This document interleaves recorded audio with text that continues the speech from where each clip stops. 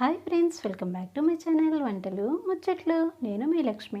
ఇవాళ కూడా ఒక మంచి రెసిపీతో మీ ముందుకు వచ్చేసాను. ఇవాళ మనం చేసుకోబోతున్న రెసిపీ వంకాయ కొత్తిమీర కారం. చాలా చాలా బాగుంటుందండి. అన్నంలో కలుపుకోవడానికైనా సరే, పప్పుచారులో నంచుకోవడానికి చాలా చాలా టేస్టీగా ఉంటుంది. Let's start the procedure. దీనికోసం ముందుగా ఒక చిన్న మిక్సీ జార్ తీసుకొని ఒక అంగుళం అల్లం ముక్క చిన్న ముక్కల్లా కట్ చేసేసుకోండి. అల్లం చక్కగా తొక్కు తీసేసుకొని దీనిలోనే కడిగి శుభ్రం చేసుకున్న కొంచెం కొత్తిమీర ఆకులు, 3 పచ్చిమిరపకాయలు,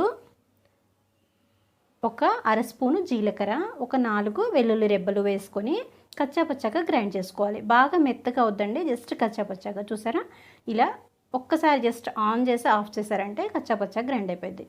ఇప్పుడు స్టవ్ వెలిగించుకొని ప్యాన్ పెట్టుకొని ఒక 4 స్పూన్లు ఆయిల్ వేద్దాం. వంకాయ కర్రీకి ఆయిల్ కొంచెం ఎక్కువే పట్టిద్దండి. ఆయిల్ లేకపోతే కర్రీ అంతా టేస్ట్ రాదనమాట. ఆయిల్ కొంచెం హీట్ అయిన తర్వాత ఇందులో ఆవాలు 1 స్పూను, జీలకర్ర 1 స్పూను, పచ్చెనగపప్పు 1 స్పూను, ఒక ఎండుమిరపకాయ వేసుకొని పోపు ఫ్రై చేసుకుందాం. పోపు ఫ్రై అవుతూ ఉంటుంది. వంకాయలు చక్కగా ఒక 4-5 సార్లు చక్కగా వాటర్తో వాష్ చేసుకొని ఒక గిన్నెలో వాటర్ వేసుకొని, వాటర్ పోసుకున్న తర్వాత అందులో కొంచెం ఒక అర స్పూన్ సాల్ట్ వేసుకోవాలండి. కట్ చేసుకున్న వంకాయ ముక్కలన్నీ ఆ సాల్ట్ వాటర్లో, ఉప్పు నీళ్ళల్లో వేసుకొని ఉంచుకోవాలన్నమాట. ఎందుకంటే విడిగా అలా వదిలేసేసామనుకోండి నల్లగా అయిపోతాయి వంకాయ ముక్కలు.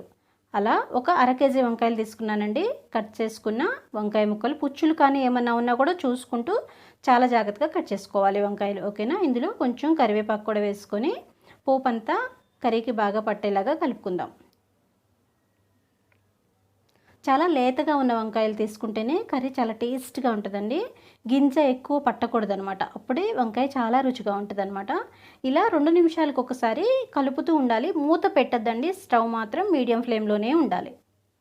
ఒక 3-4 నిమిషాలు అయిన తర్వాత దీనిలో కొంచెం పసుపు, రుచికి సరిపడా సాల్ట్ వేసేసుకొని 2 నిమిషాలకి 3 నిమిషాలకి ఒకసారి కూర ఇలా కలుపుతూ ఉండాలి.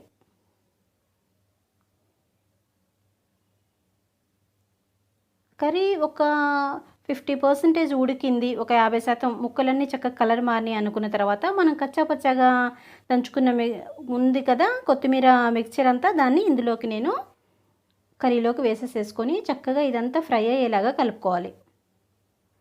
చాలా చాలా మంచి స్మెల్ వస్తుందండి కర్రీ అసలు. కొత్తిమీర నుంచి, వెల్లుల్లి ఫ్లేవర్ నుంచి పప్పుచారులోకి, అన్నంలోకి అయితే చాలా చాలా టేస్టీగా ఉంటుంది.